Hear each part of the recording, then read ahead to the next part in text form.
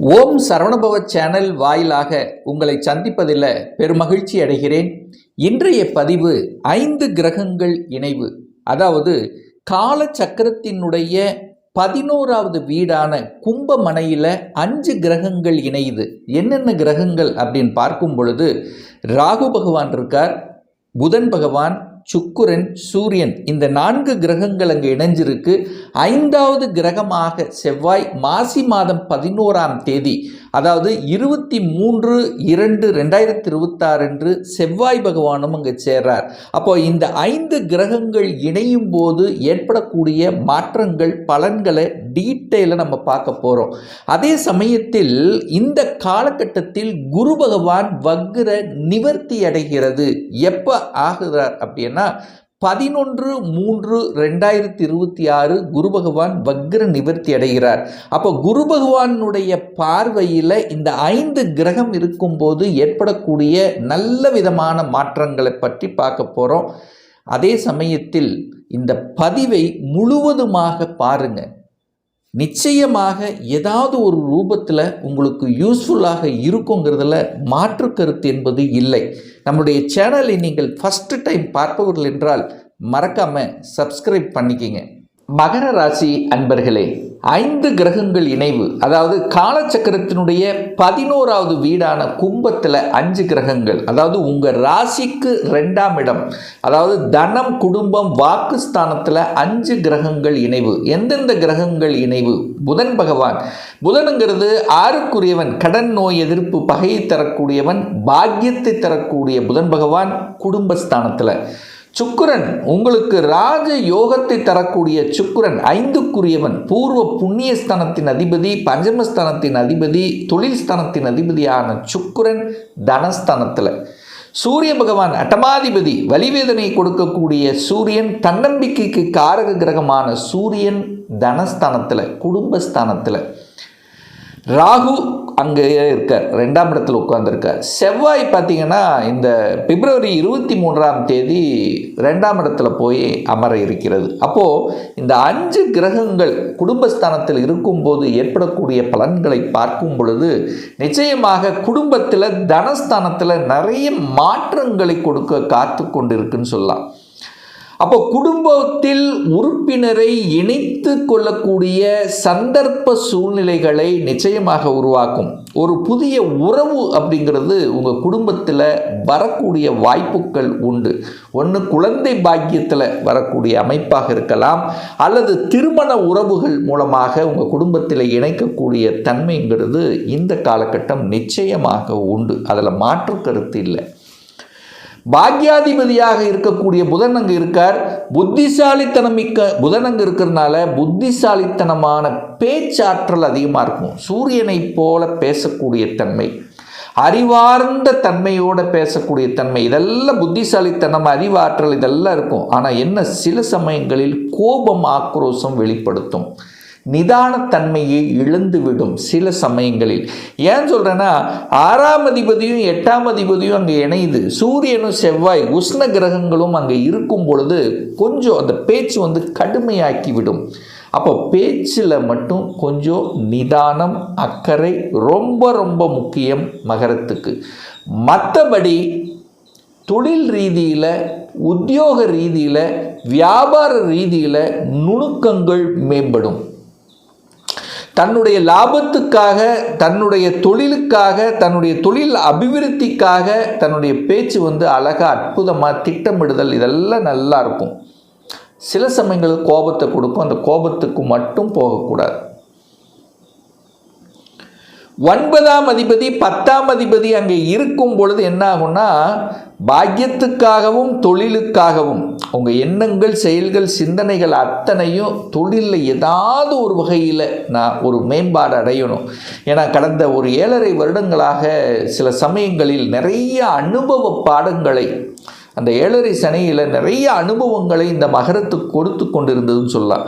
அந்த அனுபவங்களின் வாயிலாக தான் இப்போ நீங்கள் செயல்பட போகிறீங்க. அப்போ இனிமேல் உங்களுடைய செயல்பாடுகள் தொழிலாக இருக்கட்டும், வேலையாக இருக்கட்டும், வியாபாரமாக இருக்கட்டும், எதில் இருந்தாலும் ஒரு பாதை, அதாவது அனுபவத்தின் வாயிலாக ஒரு ஸ்ட்ராட்டஜி பிளான் வாயிலாக ஒரு திறம்பட செய்யக்கூடிய தன்மைகள் இந்த காலகட்டம் நிச்சயமாக உண்டு. நிறைய அசிங்கப்பட்டிருக்கீங்க, அவமானப்பட்டிருக்கீங்க. உறவன்ன என்ன, பணமன்ன என்ன, வாழ்க்கையில் நிறைய அனுபவத்தை கொடுத்து கொண்டிருந்தது. அந்த அனுபவத்தின் வாயிலாகத்தான் இப்போ அடுத்த மேம்பாடு நிலைக்கு செல்ல போகிறீர்கள் அப்படிங்கிறத ஸ்ட்ராங்காக நான் சொல்லுவேன். இந்த 6, 8ஆம் அதிபதிகள் அந்த இடத்துல இருக்கும்போது 8ஆம் அதிபதி சூரியன், 6ஆம் அதிபதி புதன், 12ஆம் அதிபதியான குரு, இந்த 6, 8, 12 அந்த இடத்துல வருதுனால திடீர் பண வரவும் உண்டு. எங்கேயாவது ஒரு இடத்துல மாட்டி இருந்த பணம் அல்லது இன்சூரன்ஸ் வழியாகவோ அல்லது எங்கேயோ ஒரு இடத்துல ரொம்ப நாளாக, அதாவது ஒரு விற்காத நிலம் விற்று ஒரு திடீர் பணம் வருவதற்கான வாய்ப்புகள், சந்தர்ப்பங்கள் இந்த காலகட்டம் மகரத்துக்கு நிச்சயமாக உண்டு அப்படின்னு தான் சொல்லுவேன்.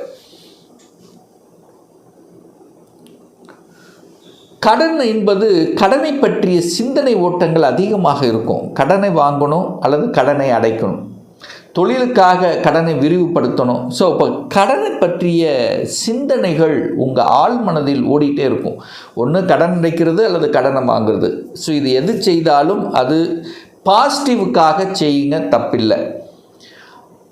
அதே சமயத்தில் சூரியன் 8ஆம் அதிபதி, சூரியன் 8ஆதிபதி குடும்பஸ்தானத்தில் இருக்கின்ற காரணத்தால் அந்த சூரியன் 8ஆம் இடத்தையே பார்க்குறார். அப்போது அரசு காரியங்களில் வெற்றி உண்டுன்னு சொல்லுவேன். எதிர்பாராத விதத்தில் வெற்றி உண்டு. இந்த அரசாங்க வேலையில் இருக்கக்கூடிய மகரத்துக்கு பார்த்திங்கன்னா 1 வருஷமாக ப்ரமோஷன் இல்லை, 2 வருஷமாக ப்ரமோஷன் இல்லை, ஒரு இடமாற்றம் இல்லை அப்படின்னு நினச்சிட்டு இருக்கக்கூடிய மகரத்துக்கு திடீர் ப்ரமோஷன், திடீர் இடமாற்றம் என்பது நிச்சயமாக உண்டு இந்த காலகட்டத்தில் அப்படின்னு நம்ம எடுத்துக்கலாம். ட்ராவல் செய்யக்கூடிய அமைப்புகள் நிறைய பேர்த்துக்கு உண்டு. தொழில் ரீதியாக அல்லது வியாபார ரீதியாக உங்கள் ஊரை விட்டு வெளியே ஒரு சிறு தூர அல்லது தூர தேச பிரயாணத்துக்கு சென்று வரக்கூடிய வாய்ப்புகளையும் சந்தர்ப்பங்களையும் உருவாக்கும். அப்போ ட்ராவல் என்பது நிச்சயமாக உண்டு, அதில் மாற்று கருத்து என்பது இல்லை. வேலை பார்த்திங்கன்னா நிறைய பேர்த்துக்கு இந்த மகரத்துக்கு வேலை கிடச்சிரும். ஏதோ ஒரு வேலையில் இருந்துகிட்ருக்கீங்க பாருங்கள், இப்போ தான் உங்கள் மனசில் ஆள் மனசில் தோணும், நான் படித்த படிப்பு வேறு, நான் பார்க்குற வேலை வேறு. நான் படித்த படிப்புக்கு உண்டான வேலைக்கு போகணும் அப்படிங்கிற எண்ணத்தை இப்போ நிச்சயமாக ஆழ்மனதில் தோன்றும். அதற்கு நீங்கள் அப்ளை பண்ணலாம். அதற்குண்டான வாய்ப்புகள் உங்களுக்கு தேடி வரும். அப்போ வேலை அப்படின்னு எடுத்துக்கிட்டால் மகரத்துக்கு இந்த காலகட்டம் வேலை உண்டு, நிச்சயமாக உண்டு. ஏன்னா 6ஆம் இடத்தில் குரு பகவான் அமர்ந்து கொண்டு இந்த 5 கிரகங்களை பார்க்குறார். அப்போ உங்கள் முயற்சியால், அந்த குருங்கிறது உங்களுக்கு முயற்சி ஸ்தானத்தின் அதிபதி, நிச்சயமாக உங்கள் முயற்சியால், உங்கள் தன்னம்பிக்கையால் வெற்றி கிடைக்கும். அரசாங்க எக்ஸாம் எழுதணுங்கிற ஆர்வம் நிறைய பேர்த்துக்கு இந்த காலகட்டத்தில் உருவாக்கும். ஏன்னா சூரியன் தன் வீட்டை சிம்மத்தை பார்த்து வலுப்படுத்துது. இந்த 5 கிரகங்கள் சிம்மமனையை பார்க்குது. ஆளுமை மிக்க அந்த சிம்மத்தை பார்க்கறதுனால ஆளுமை தன்மைக்காக அட்மினிஸ்ட்ரேஷனில் போகணும், அட்மினிஸ்ட்ரேஷனை படிக்கணும் அப்படிங்கிற எண்ணங்கள் வரும். குரு பகவான் 12ஆம் இடத்தை பார்க்கறதுனால வெளிநாட்டு தொடர்புகளை கொடுக்கும். நான் வெளிநாட்டில் போய் வேலை பார்க்கணும், அதுக்காக விசா அப்ளை பண்ணி காத்துட்ருக்கேன், அல்லது வெளிநாட்டில் குடியுரிமை வாங்கணும். இந்த எண்ணங்கள் உங்கள் மனசில் தோன்றும், அதை செயல்படுத்துவீங்க, அதில் வெற்றியும் கிடைக்கும். குலதெய்வ வழிபாடு ரொம்ப ரொம்ப முக்கியம். இந்த குலதெய்வத்தினுடைய அருள் ஆசியால் இந்த குழந்தை பாக்கியம் கிடைக்கக்கூடிய அமைப்பு மகரத்துக்கு உண்டு. ஏன்னா குழந்தை காரக கிரகமான குரு பகவான் இப்போ வக்ர நிலையில் இருக்கார் அல்லவா. இப்போ இந்த காலகட்டத்தில் வக்ர நிவர்த்தி அடைந்து அந்த குழந்தை ஸ்தான கிரகம் என்று சொல்லக்கூடிய அந்த சுக்கிரனை பார்க்குறார். அப்போ குழந்தை காரக கிரகம் குழந்தை ஸ்தான கிரகத்தை பார்க்குகின்ற காரணத்தாலும் 2ஆம் இடத்தில் குடும்பத்தில் ஒரு உறுப்பினரை இணைத்து கொள்ளக்கூடிய நிகழ்வு இருக்கிறதுனால ரொம்ப நாளாக அந்த நிறைய ட்ரீட்மெண்ட் எடுத்தோம், நிறைய செலவு செய்தோம், நம்ம குடும்பத்தை எல்லாமே இருக்குது, தொழில் இருக்குது, வேலை இருக்குது, பணம் இருக்குது, எல்லாம் இருக்குது. பட் குழந்தை பாக்கியம் என்கின்ற அந்த ஒரு கவலை மட்டும் இருக்கக்கூடிய அந்த மகரத்துக்கு அந்த கவலையை போக்கக்கூடிய வகையில் இந்த காலகட்டம் அமையப்பெறுகிறது இந்த மகர ராசி என்பவர்களுக்கு. அப்போது இந்த 6-8 அதிபதிகள் 12 கனெக்ட் ஆகிறதுனால ஒரு இன்ப அதிர்ச்சிங்கிறது கண்டிப்பாக உண்டு. இல்லாத கிடைக்காத ஒன்று, நடக்காத ஒன்று நடந்துருச்சு. குழந்தை பாக்கியம் இல்லாமல் இருந்துருச்சு. ஒரு வேலை கிடைக்காமல் ஒரு 2 மாதம் போராடிட்டு இருந்தேன், வேலை கிடச்சிருச்சு. ஒரு இடமாற்றம் கிடச்சிருச்சு. திருமணம் நிச்சயிக்கப்பட்டு விட்டது. இன்னார் இவர் என்று அறிமுகப்படுத்தக்கூடிய நிகழ்வுகள், இப்படி ஒரு நல்ல செய்தியை கொடுக்கக்கூடிய ஒரு காலகட்டமாக இந்த மகரத்துக்கு நிச்சயமாக அமையும். ஏன்னா இந்த 5 கிரகங்கள் 8ஆம் இடத்தை பார்க்குது. 8ஆம் இடம் என்பது ஒரு வலிவேதனை அல்லவா?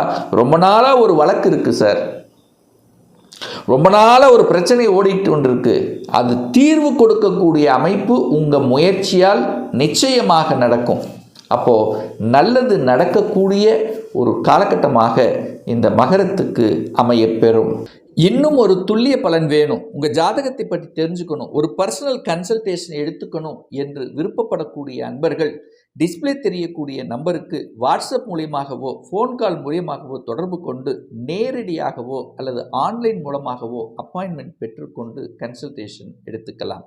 நம்மளுடைய அலுவலகம் கோயம்புத்தூரில் அமைந்துள்ளது. அதாவது கோயம்புத்தூரிலிருந்து மேட்டுப்பாளையம் செல்லும் வழியில் வெள்ளக்கிணர் பிரிவு அன்னபூர்ணா ஹோட்டலுக்கு பக்கத்தில் அமைந்துள்ளது. பிரியர் அப்பாயின்மெண்ட் வாங்கிட்டு நேரடியாக கன்சல்டேஷன் எடுத்துக்கலாம். மீண்டும் ஒரு நல்ல பதிவில் உங்களை சந்திக்கும் வரை உங்களிடமிருந்து விடைபெறுவது உங்கள் அஸ்ட்ராலஜர் டாக்டர் சதீஷ்.